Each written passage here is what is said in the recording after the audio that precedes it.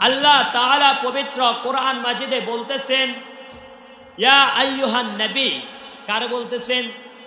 আমাদের নবী সাল্লাল্লাহু আলাইহি সাল্লামকে বলতেছেন, ইয়া আইয়ুহান নবী ইন্না আরসালনাকা, নিশ্চয় আমি আপনাকে প্রেরণ করেছি, পাঠাইছি। ইন্না আরসালনাকা, নিশ্চয় আমি আপনাকে প্রেরণ করেছি, জাতির নিকট পাঠাইছি। কেন পাঠাইছি? আমি আপনাকে পাঠাইছি শাহিদান ওয়া মুবাশশিরান ওয়া নাযীরান, যে আপনি যায়া তাদেরকে শাহিদান, তাদেরকে এই জিনিস জান্নাত আছে এগুলা দেখাইবেন, এগুলা বলবেন যে জান্নাতের এতটা দরজা আছে, জান্নাতে রমণী আছে, জান্নাতে বাগানের ফুল আছে। এভাবে আপনি তাদেরকে এই জান্নাত সম্পর্কে তাদেরকে বলবেন। আল্লাহর রাসূল সাল্লাল্লাহু আলাইহি সাল্লাম এই ধরাপৃষ্ঠে এসে আমাদেরকে জান্নাত জাহান্নাম, কোন পথে চলতে হবে, কোন পথে চললে জান্নাত পাওয়া যাবে, কোন পথে চললে জাহান্নাম পাওয়া যাবে, আল্লাহ তাআলার রাসূলের মাধ্যমে সকল কিছু আমাদেরকে বলে দিয়েছে। এমন একটা আয়াত নিয়ে আপনাদের সামনে আলোচনা করব।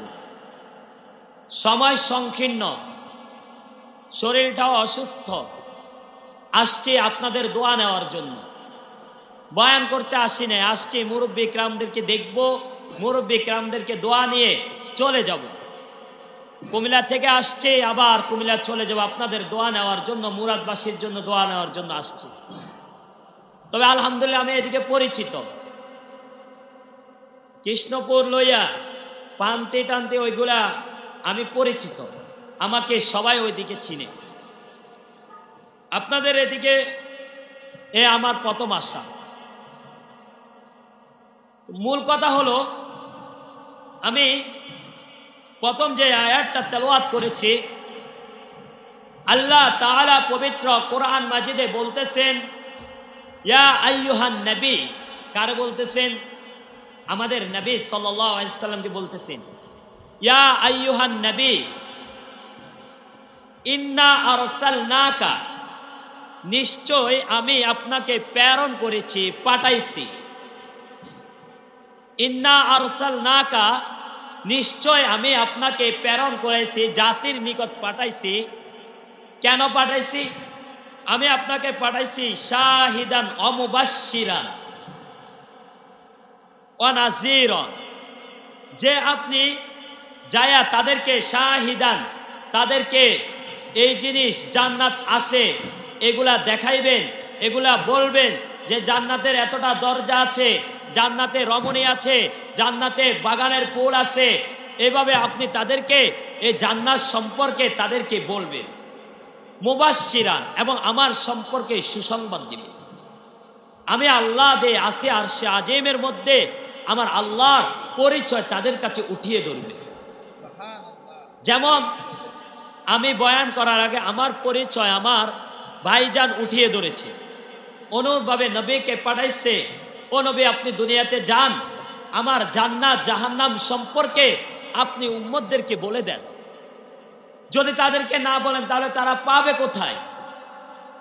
এই মাহফিল যখন এখানে হয়, মাহফিলের আগে মাইকিং করা হয়েছে, জায়গা জায়গা হ্যাম্বেল লাগানো হয়েছে। যদি আজকে হ্যাম্বেল লাগানো না হতো, মাইকিং করা না হতো, তাহলে আমি আপনি জানতাম না যে এখানে মাহফিল হয়। প্রত্যেকটা জিনিসের একটা মূল আছে, আর কয়টা শাখা প্রশাখা আছে। রাসূল আকরাম সাল্লাল্লাহু আলাইহি সাল্লামকে দুনিয়াতে প্রেরণ করে পাঠাইছেন যে মুবাশশিরান ওয়া নাযীরান, আপনি দুনিয়াতে যান এবং দুনিয়াতে গিয়ে সুসংবাদ দিন। কাকে সুসংবাদ দিন? মুসলমানদের। কি সুসংবাদ দিবেন? সুসংবাদ দিবেন যে তোমরা যদি 5 ওয়াক্ত নামাজ পড়ো, আল্লাহ তোমাদের জন্য জান্নাত খুলে রেখেছে। সুবহানাল্লাহ। আমার মাদ্রাসার শিশু জমাতের হলায় একটা কবিতা বলছে, আল্লাহ বড়, আল্লাহ বড়, এক আল্লাহর জিকির কর, 2 বেলা তালিম কর, 4 ফরজে ওযু কর, 3 ফরজে গোসল কর, 5 ওয়াক্ত নামাজ পড়ো, 7 দোজখ ভয়ঙ্কর, 8 বেহেশত আল্লাহর ঘর, যে যেতে চাও আমল করো।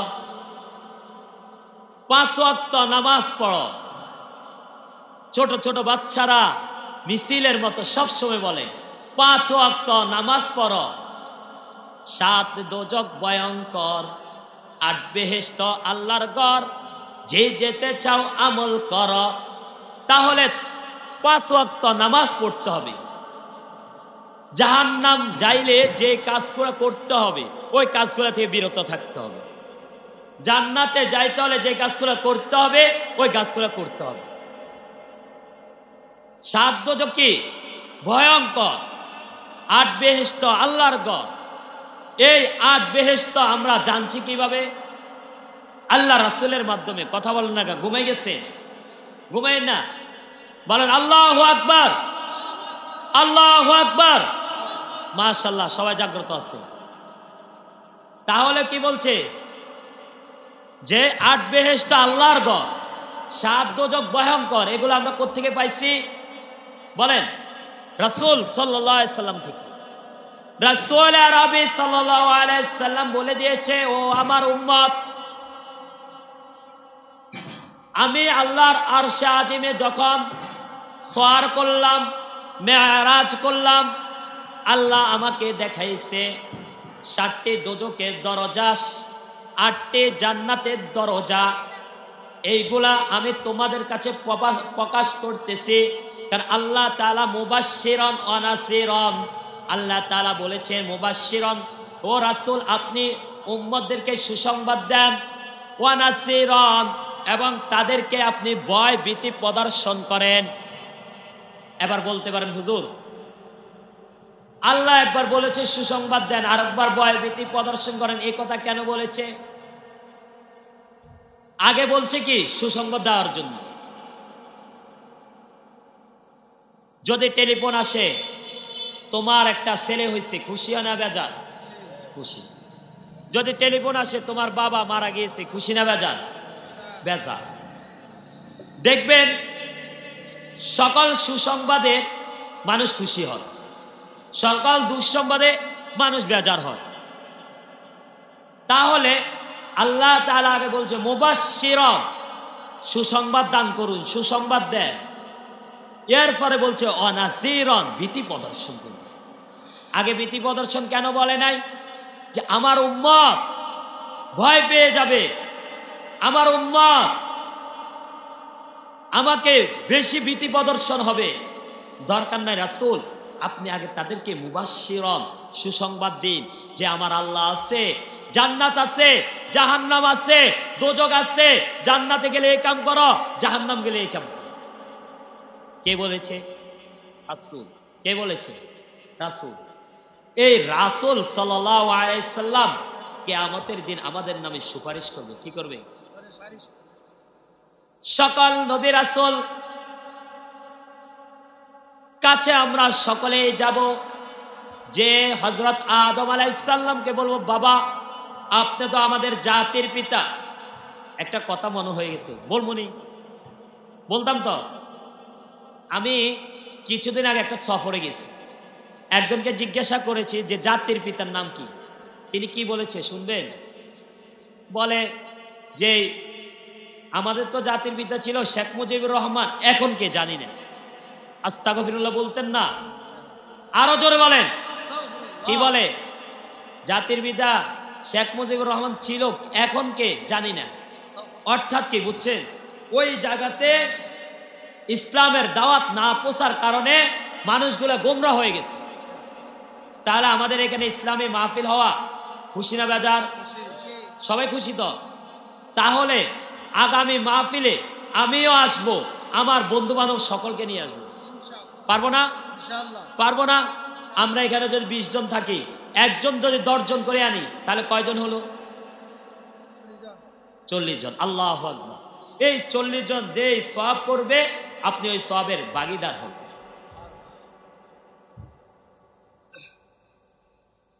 তাহলে আমাদের জাতির পিতার নাম কি? হযরত ইব্রাহিম আলাইহিস সালাতু ওয়াস সালাম।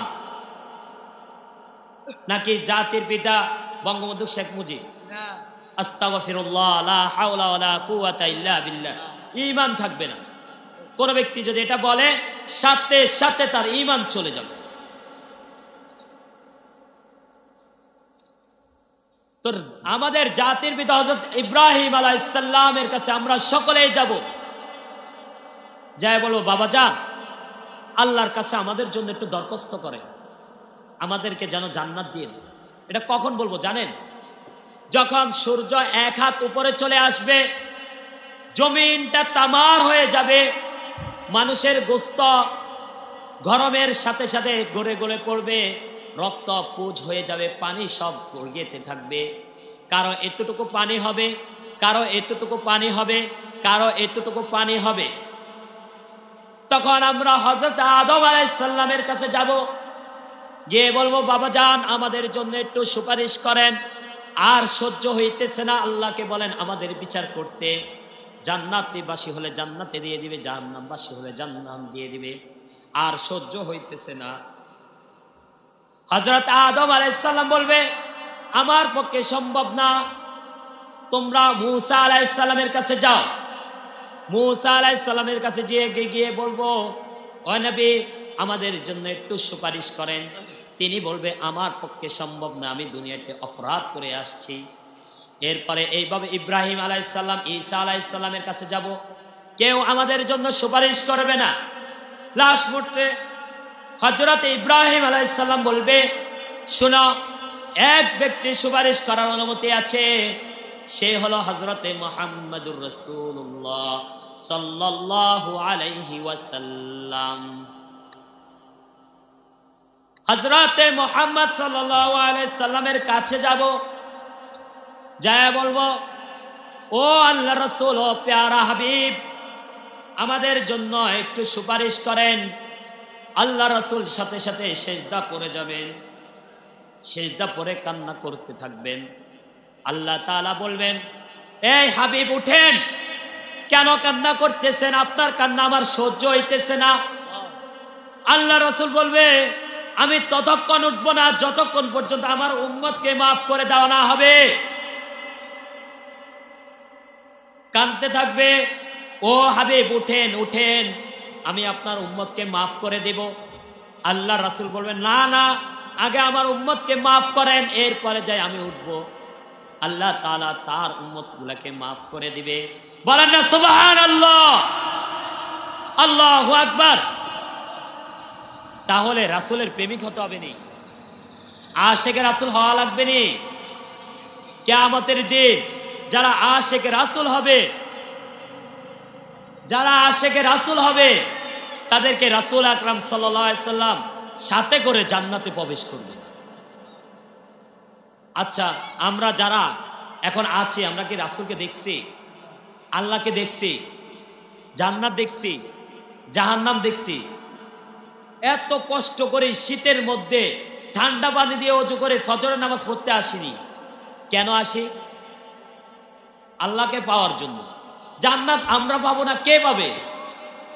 জান্নাত তো আমাদের জন্য বানাইছে। এত কষ্ট করে ফজরের নামাজ পড়তে আসি, 5 ওয়াক্ত নামাজ পড়তে আসি, জান্নাত আমরাই পাবো। এই জন্য ভয়ের কোনো কারণ নাই, কি নাই? জান্নাত কে পাবে? আমরা পাবো। কারণ হলো যে আমরা 5 ওয়াক্ত নামাজ পড়ি, রাসূলকে ভালোবাসি। কেউ যদি রাসূলকে গালি দেয়, সাথে সাথে মাঠে নেমে পড়ি। আমার আগে আমার ভাই ইসকান নিয়ে কিছু আলোচনা করেছে, এই নামটা আমি ফার্স্ট শুনেছি। কিছুদিন আগে যে ঘটনা হয়েছে আপনারা সকলেই জানেন। দুঃখজনক বিষয়, 90% মুসলমানের দেশে মুসলমানকে বিধর্মীরা কতল করে ফেলে, অথচ আমরা জানি না। এটা কেমন হলো জানেন? আমার ভাইকে আমার পাশের ঘর মেলে ফেলছে, আমি জানি না। ঘটনাটা এমন হচ্ছে না? এত সাহস তারা কই পাইল? তাদেরকে এই সাহসগুলো দেয় ইহুদির সিলিন্ডার। ইহুদির মূল থেকে তাদেরকে যোগান দেয়, আর তাদের প্রত্যেক ট্রেডিংয়ে কিভাবে পিস্তল ধরতে হবে, কিভাবে লাঠি চার্জ করতে হবে, কিভাবে হক স্টিক দিয়ে বাড়ি যেতে হবে, এগুলা তাদেরকে শিক্ষা দেয়। আর আমাদের ইসলাম কি শিক্ষা দিতেছে? আপনাদেরকে পিস্তল ধরা কেউ শিখাইতেছে এখানে? আপনাদেরকে কেউ এখানে অন্য কিছু শিখাইতেছে? কি শিখাইতেছে? ইসলাম কি? এগুলা তো শিখাইতেছে। আল্লাহ রাসূল কেমন, এগুলা তো শিখাইতেছে। আল্লাহু আকবার। এই আল্লাহ রাসূল দুনিয়াতে এসে আমাদেরকে জান্নাত জাহান্নাম সম্পর্কে সুন্দরভাবে উঠিয়ে ধরে গেছে হাদিস শরীফের। যেই ও উম্মত, তোমরা যদি 5 ওয়াক্ত নামাজ পড়ো তাহলে তোমরা এই জান্নাত পাইবে, আর যদি তোমরা 5 ওয়াক্ত নামাজ না পড়ো তাহলে তোমরা এমন এমন জাহান্নাম পাবে। আল্লাহু আকবার, আল্লাহু আকবার। আমার কথাগুলো আপনারা যদি মনোযোগের সাথে শুনেন বুঝতে পারবেন। আমার কণ্ঠ নাই, শুধু আপনাদেরকে কথাগুলো বোঝানোর জন্য আসছে। রাসূল আকরাম সাল্লাল্লাহু আলাইহি সাল্লাম ওনাকে এমন ভালোবাসতে হবে, নিজের জান থেকেও বেশি ভালোবাসতে হবে। ওমা আরসালনাকা ইল্লা রাহমাতাল লিল আলামিন। ও রাসূল, আমি আপনাকে কেন পাঠাইছি জানেন? রহমত স্বরূপ। কি স্বরূপ? কি স্বরূপ? মানুষের জন্য রহমত, গাছের জন্য রহমত, পাখির জন্য রহমত, পানির জন্য রহমত, পশু পাখির জন্য রহমত, মাটির জন্য রহমত। রাসূল আকরাম সাল্লাল্লাহু আলাইহি সাল্লাম যে রাস্তা দিয়ে যাইতেন ওই রাস্তা দিয়ে সুগ্রামের গান বলতেন। এক সাহাবী রাসূল আকরাম সাল্লাল্লাহু আলাইহি সাল্লাম এই রাস্তা দিয়ে গিয়েছিলেন, 3 মাস পরে ওই রাস্তা দিয়ে অতিক্রম হইতেছে। এমন সময় সে সুগ্রাণ পাইতেছে। একজনকে জিজ্ঞাসা করতেছে, ভাই এই রাস্তা দিয়ে কি হযরতে মুহাম্মদ আরবে হেঁটে গিয়েছিলেন? না, হেঁটে গিয়েছিলেন কারণ আমি তিনার গ্রামের সুগন্ধ পাইতেছি। তারা কেমন আশিকের আছে, আর আমি আর আপনি কেমন আশিকের আছি। দুঃখজনক বিষয়, আমার রাসূলকে গালি দিলে শুধু আলেম ওলামারা মাঠে, আর আপনারা নাই। রাসূলকে আমাদেরই শুধু না, আপনাদের না? কিয়ামতের দিন আমাদেরকে জান্নাতে নেবে, আপনাদেরকে নেবে না? আমাদের জন্য কান্না করবে, আপনাদের জন্য করবে না? তাহলে আপনারা কেন মাঠে নামেন না? যখন বিধর্মীরা আমার রাসূলকে অবমাননা করে, আমার রাসূলকে নিয়ে কটূক্তি করে, তখন আমরা মাঠে যাই না কেন? কেন যাই না? কোন জিনিস আমাদেরকে বাধা দেয়? আপনি প্রকৃত আশিক রাসূল হইতে পারবেন না যতক্ষণ পর্যন্ত পুরা ফ্যামিলি থেকে, পুরা আত্মীয় স্বজন থেকে রাসূলকে ভালো না বাসবে।